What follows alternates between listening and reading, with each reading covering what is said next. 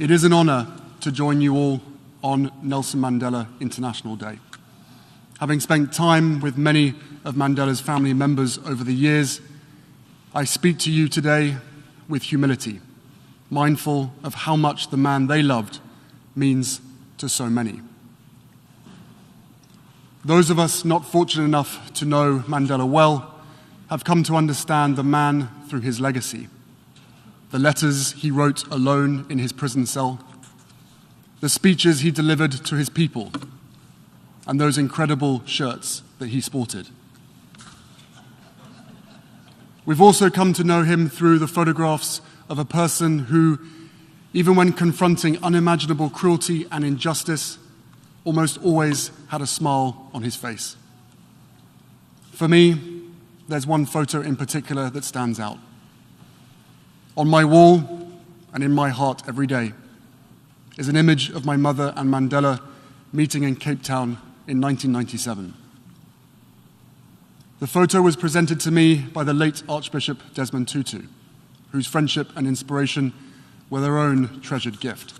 In our own time, a time of global uncertainty and division, when it's all too easy to look around and feel anger or despair, I've been inspired to go back to Mandela's writings for insight into how this could be, how he could experience so much darkness and always manage to find the light.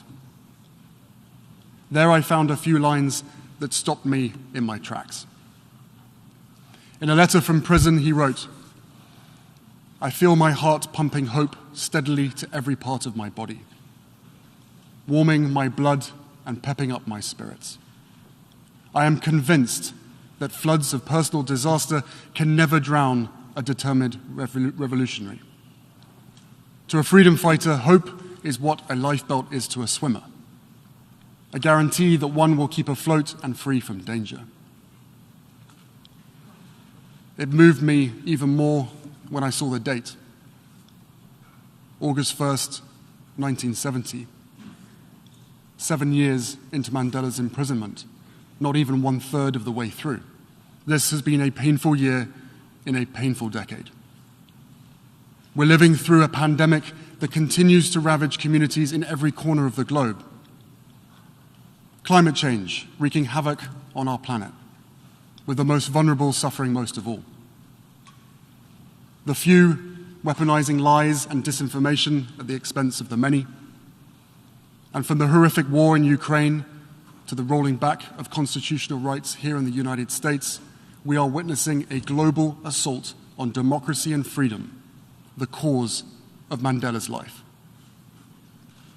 According to Freedom House, our world has grown less free every year for more than a decade and a half. This is a pivotal moment. A moment where multiple converging crises have given way to an endless string of injustices. A moment where ordinary people around the world are experiencing extraordinary pain. And in this moment, we have a choice to make. We can grow apathetic, succumb to anger, or yield to despair, surrendering to the gravity of what we're up against. Or we can do what Mandela did, every single day inside that 7 by 9 foot prison cell on Robben Island, and every day outside of it too. We can find meaning and purpose in the struggle. We can wear our principles as armor.